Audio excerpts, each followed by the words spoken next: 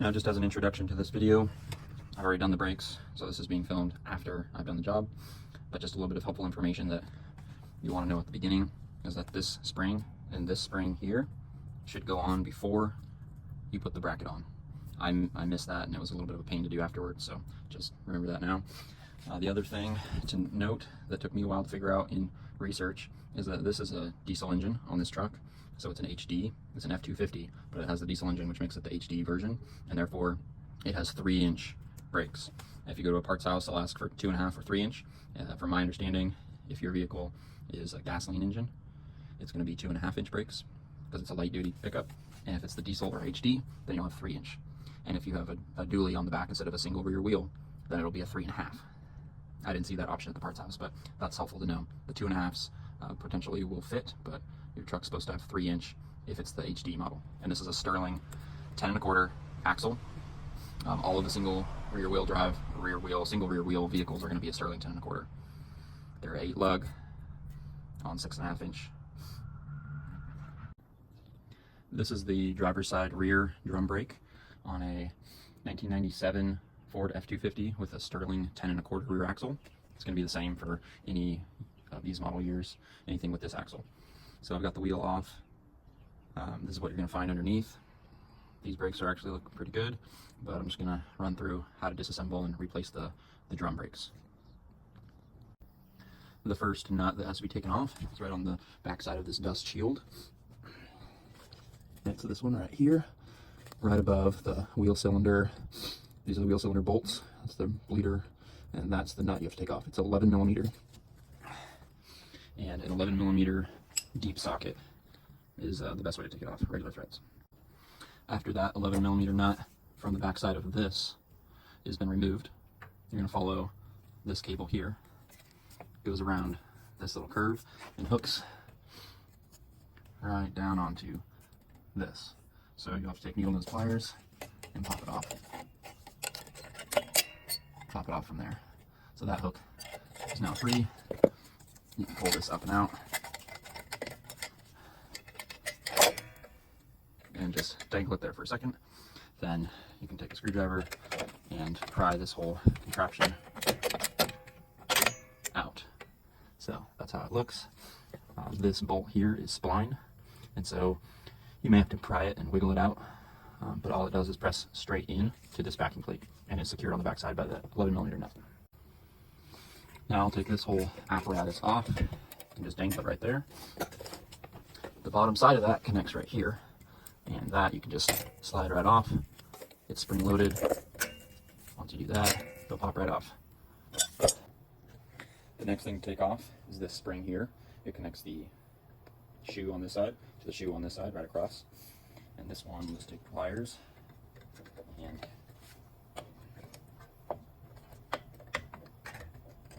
stretch it, try to pop it out.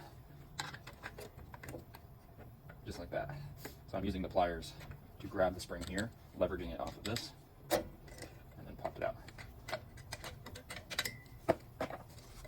Just like that. So, set that aside. We'll do the same thing with this bottom spring here. Connects from this hole across the bottom of both shoes to this hole. That one has a little less tension on it. Just grab the pliers, pull out on one side, wiggle it for the other side, orientated like this. The next thing will be to disconnect this spring from the little bent nail looking thing. There's one right here, same setup. These ones are a little bit harder. What works good is to use our linesman's pliers. Grab it right there, twist, and then with your second hand, grab the bent nail and disconnect. This will pop out. Set that aside. The bent nail looking thing pulls out from the back of the dust shield. And this whole brake shoe comes off just like that. We'll set it there. Same exact thing on the far side.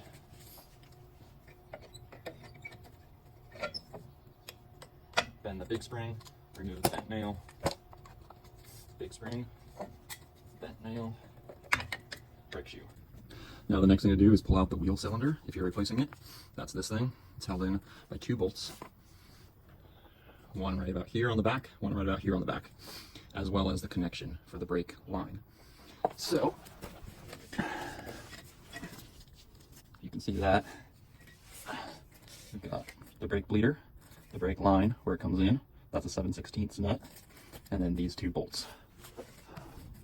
One right here and one right here. Probably would be a good idea to put some penetrating fluid on these before you try to loosen them. Mine are fine, so I'm not going to do that. But just before you loosen this nut, this bolt, and this bolt, loosen this nut. The reason for that is because these two bolts will hold the wheel cylinder in place to give you a strong, it'll hold this steady while you torque on this thing, so you don't risk bending anything. Now once those two bolts are loose on either side, and you've got the brake line nut loosened, you can go ahead and back off the brake line nut all the way until the brake line is disconnected from the back side of the wheel cylinder, and that's going to have brake fluid coming out of it, so be prepared to catch it. And so after that wheel cylinder is out, came out just like this. I like to clean up the area before I put the new one in with a wire brush.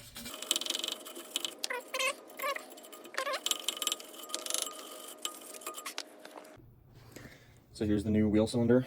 Looks just like the old one. One thing that I'd suggest is while you have this out on the bench, loosen your bleeder, because these things come extremely tight inside the wheel cylinder, and once this is installed, you're going to be back there with a little wrench trying to twist on this thing, and you're very likely to strip it because it's so tight. So go ahead and loosen it while it's easy, and then just finger tighten it. You'll be using it to bleed your brakes later, so just go ahead and finger tighten it for right now. Pull this cap out, and this is going to connect back to your brake line. Two bolts, you're going to bolt right back into those holes, and you'll install it just like that. So for this part here, I've got the new wheel cylinder in. It's not bolted in, it's just sitting there. And I've just got these threads started. I'm just going to tighten this until it gets snug. And once you know those threads are good and started, you know they're not crossed or anything, you just get them finger tight. Then go ahead and put these two bolts in, this one here and this one here, to hold the wheel cylinder in place while you do the final tighten for these. Now the new wheel cylinder is installed here. I just got it covered with a paper towel to keep it clean, because I'm going to now wire brush the whole surrounding area and get the whole backing plate clean of all this old brake dust and burned on material.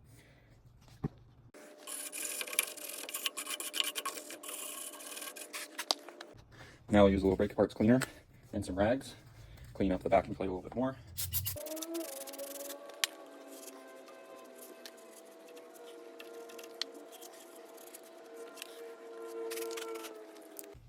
Okay, now it's all clean.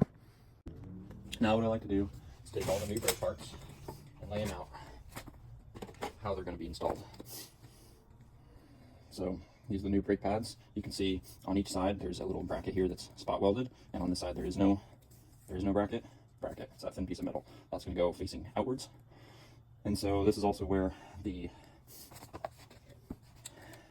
little bracket, spring-loaded bracket, this thing, is attached to this pin. So sometimes your shoes will come with this pin already installed. Sometimes the pin comes and you have to press it in. It's a little splined pin. You press it in and it's going to go like that. So this will be our rear shoe. Again, this is the driver's side, so it's going to orient like this. So I'll lay it like that. Do this one. This one, we know that it's facing outwards because the bracket's out, versus this side is smooth. This side has a little bracket. This little half moon is up because it rides right here, versus on the bottom it's just a little notch. Same thing on this one, half moon, notch. So these will go just like this, orient them like this. And then I like to set up with all the new parts. So we have our big spring, it's going to go right here. We have our little spring, it's going to go right here on the bottom. We've got two new of these red stiff springs. We've got two new bent nails. We've got two plugs that are going to keep dust out of the dust shield. Now, the next thing to do is to install one of these. We'll start with the right hand side, and we'll put in the spring to keep it held tightly to the dust cover. Now, a couple things you need to do to prep. We're going to take this shoe, which is going to go right here. It needs a couple things. One is this. This is the little curved bracket. It's going to go into these two holes. So you can see there's two little tabs on it. That's going to lay right in here. And on the back side, these two tabs just need to be bent flat. So I think that can be done with a pair of pliers. I'll just grab them.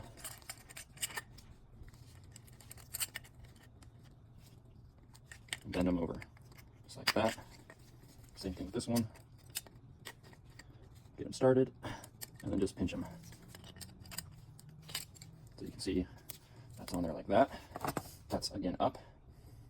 Now the next thing to do is, if you haven't already installed this, you'll install this pin. Mine's already installed. The first thing you're gonna do is take your new spring that looks like this. You're gonna put it over that, just like that. Then take this. This has a little L stamped in it for left. This is the left side of the vehicle. It's gonna go in this configuration, just like that. There's a wide side to the slotted hole. The wide end goes over and it pushes up just like that. Then this spring, the blue spring, has to be bent up, just like that. So now that's spring loaded. So just like that. So once you have this installed, the next thing you're going to do is grease a little bit right here. I'm just taking a little bit of good high heat grease, put a little bit right there, a little bit right here, and a little bit down here. There's 3 little flat areas where these shoes are going to have contact with the dust shield, and each one of them needs to be greased. Now you're going to need these 2 little arms that came out of the old wheel cylinder, or unless your kit comes with new ones. Mine didn't, so I'm using these. I did clean them up with a wire wheel, so they're at least smooth. And these are going to go back into the new wheel cylinder, just like that. Now this is the hardest part of the whole install. It's essentially impossible to get good video of this without a GoPro or something. This little bent nail is going to go in from the back side, just like that. This spring clip, we'll do this side first, is going to go into this hole here, and it's going to go, there's 2 ends, one is long, one is short. The short end is going to go through that hole and hook just like that. Now I'm going to do my best to install this on camera. This little half moon needs to ride right there. This little notch is going to interface with this arm coming out of the wheel cylinder. This red hook needs to hook onto the bent nail, and that's about it.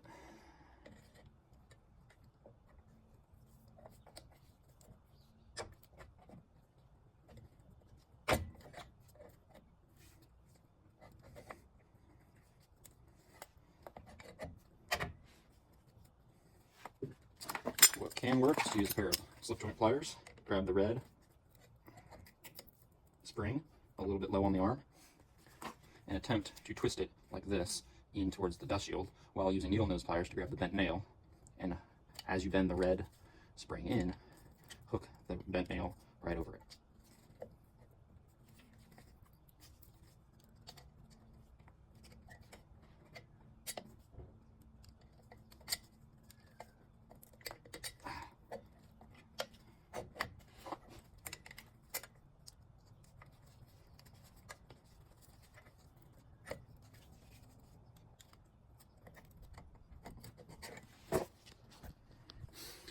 So I just got it there. Probably didn't see any of that on camera, but I gripped this portion of the red spring with the slip joint pliers, twisted in as hard as I could towards the dust shield, while with my other hand grabbing this bent nail with the needle nose pliers and attempting to hook it over.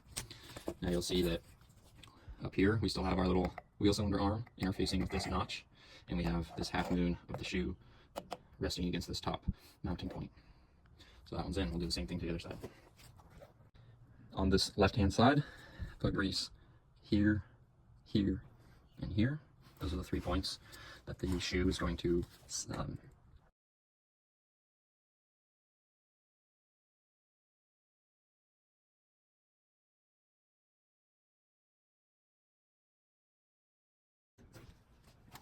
Now for the emergency brake arm, I just went ahead and wire brushed it so that it's not so rusty. There's this part too. This is the splined long bolt that goes through there. Now the way this sets up, it's going to be the bolt with the washer first, then this coil spring, then this flange or maybe bushing. Clean that too, wire brush that and get some oil on it. Then the next thing is going to be this. It's going to go through there. And the next thing is going to be this. In this case, it's going to go oriented like this. So the whole thing sits just like this. And now I'm going to put a little bit of grease right here, just because this thing needs to articulate when it needs to move back and forth like this. And I'll put a little bit of grease right there on the splines, on that bushing, on the back side of this bracket. Grease that all up. So when it's all done, it'll be just like that. You can show you from the side. in that order. Now before you put this through the hole, you have to attach the emergency brake cable through this. Got this arm oriented how I want it, so I know that that's got to go in like that, which means it's got to go through that hole. We use pliers to help pry it through.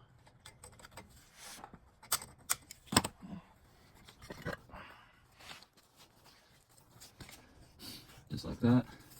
Once it's through that hole, it's spring loaded, just rotate it until it's caught. Then this whole thing can be mounted just like that.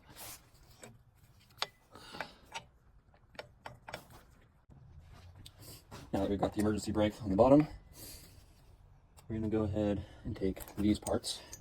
This one goes through first, followed by this one, which will be oriented like that. The next thing we need is the cable. This cable here. This cable has a bend in it. This side here is going to face out, and it's going to go over this bolt like this. It's actually going to go down this way,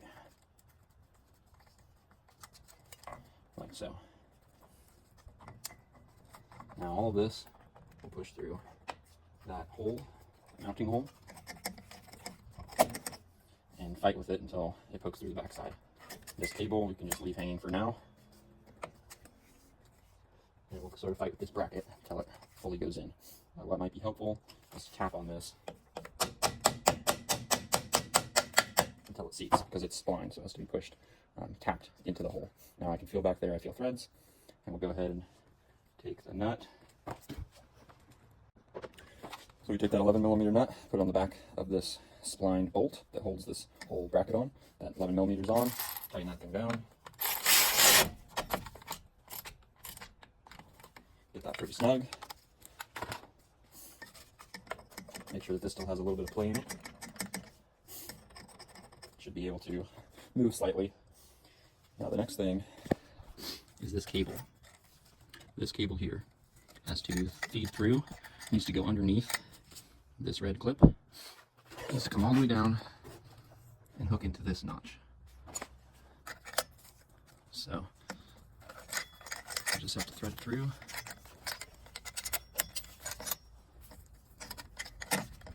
Just like that. Now before it can hook to that notch, it has to go up and over that bracket that we put in the brake shoe. And now it can hook right here.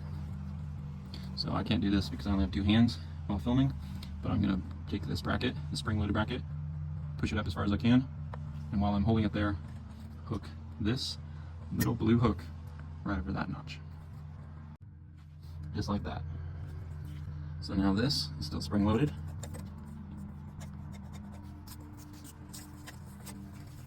This cable runs all the way up behind this red spring and the bent nail, up around the curved bracket on the brake shoe, over, and then behind this bracket here on the splined bolt.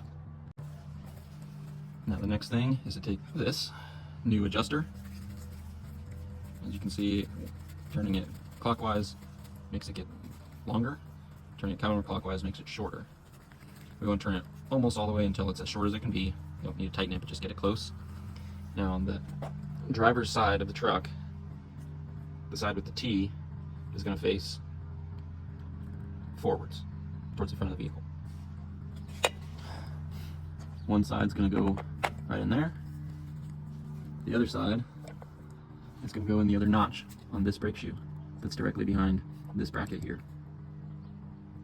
This little pawl right here, specifically this raised piece, is going to end up riding right on these teeth of the adjuster.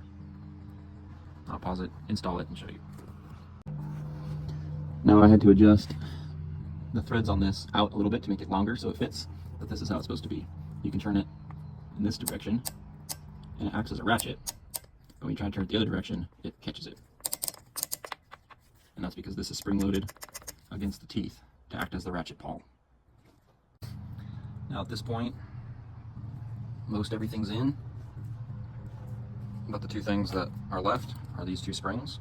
Now you could put these in a lot earlier, specifically before you put the arm in, which I should have done. I've just forgot, so I should be able to do it now at this point without taking anything apart. So the red one, which has the coils at both ends, as opposed to the blue one, which has a coil only at one side. The red one is going to go at the top, specifically between that hole and that hole. This side's easy because the other two holes are taken up with this bracket. So it's the middle hole here and the middle hole on this side.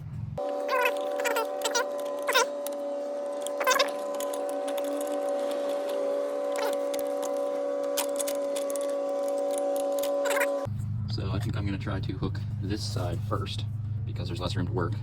I'd rather pull on the other side. So I've got it hooked in that hole. Now we just need to make this hook extend out and hook into that middle hole. So I'll see if I can do this while holding the camera with these pliers. And once again, just like when we took them off, I'm going to grip the spring with the pliers and then use this hub as the leverage point and extend it out towards the left. I'll pause the video and hook this thing and then show you. Alright, there it is hooked. A little bit of pain, tore up some of the paint on this thing, but if you have two hands, it's not bad. The trick is just to grab it here and then use the pliers as a lever against this point and pry it just to compress that spring. So that one's in. Now we've got this one, which is going to go like, it's going to go oriented like this. So again, this is the driver's side of the vehicle. The springs on this left hand side are going to go towards the front of the vehicle. This far hook is going to go to the rear. And that's just going to get threaded in there. You hook it to that hole on the left hand side and that hole on the right hand side. I'll install it and show you. Now this bottom spring is in. It's attached into that hole. It goes behind this spring cable and attaches into that hole. Overall, those two springs would be easier to do before this bracket goes in, but if you forget like I did, it's not the end of the world. So it works just fine. Now finally, the brakes are all done. I'm just gonna spray everything off with brake cleaner, get everything nice and clean, get some of these fingerprints off, and then put the brake drum back on, put the wheel back on, bleed the brakes, and that's the end of the job. At this point, I'll do a nice slow walk around with the camera. Every video I've seen on the internet or YouTube, the camera moves so fast you can't really see anything, especially all this detail, which is pretty complicated. Clean that off. You can see that L right there. That one helped me get this all oriented. Cable. That red spring in there.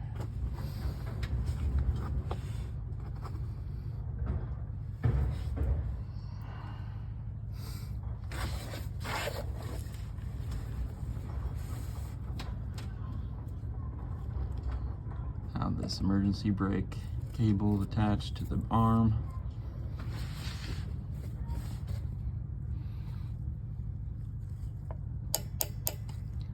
How that self-adjuster works, all the springs.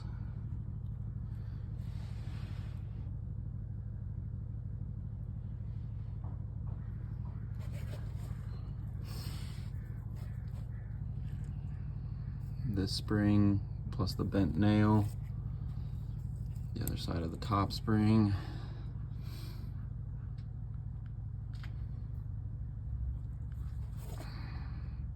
And that's about it.